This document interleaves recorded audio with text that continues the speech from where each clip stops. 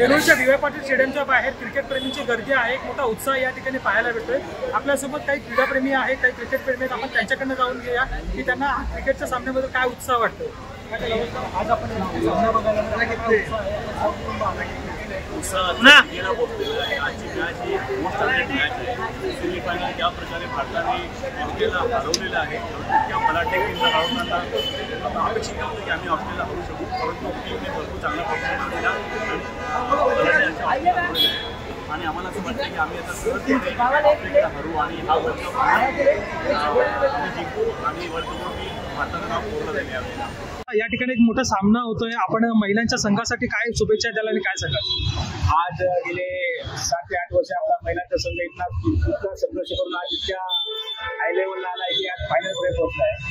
तरी महिला क्रिकेट संघाला माझ्यातर्फे आणि सर्व क्रिकेट शौकीनांतर्फे मी शुभेच्छा देतो की आज ते फायनल मारून या ठिकाणी विजयी होऊनच आपल्या घरी ट्रॉफी घेऊन जाणार आहे। आणि महिलांचा इतका अभिमान वाटतो की आज त्या या 7-8 वर्षामध्ये इतका संघर्ष करून ते आज फायनलपर्यंत पोहोचल्या आणि इंडियासाठी एक गर्वाची बाब आहे। आजचा विजय होऊनच आपण या स्टेडियमच्या बाहेर पडणार आहे। आज नवी मुंबई सारख्या ठिकाणी, विमानतळाच्या ठिकाणी, वाशी स्टेडियम ठिकाणी पाऊस असून देखील इतका प्रेक्षकांचा प्रतिसाद या महिलांच्या टीमसाठी मिळालेला आहे। तरी आपण आज या ठिकाणी जिंकू आणि जिंकूनच जाऊ। स्टेडियमच्या बाहेर मोठ्या प्रमाणावर क्रिकेट प्रेमींनी गर्दी केलेली आहे। या ठिकाणी झेंडे देखील विक्री करण्यासाठी हा मुलगा थांबलेला आहे। त्याचप्रमाणे आपण पाहू शकतो की या ठिकाणी जे काही टी शर्ट आहे ते टी शर्ट देखील विकण्यासाठी लोक आलेले आहेत। हे देखील खरेदी करण्यासाठी मोठ्या प्रमाणावर नागरिकांची गर्दी झालेली आहे। तरुण असेल, तरुणी असेल, ते देखील खरेदी करण्यासाठी या ठिकाणी आलेले आहेत।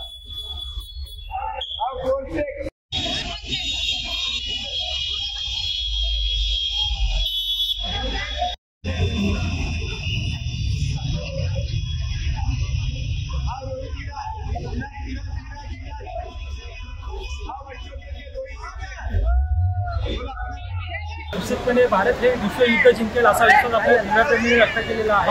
आणि नवी मुंबई।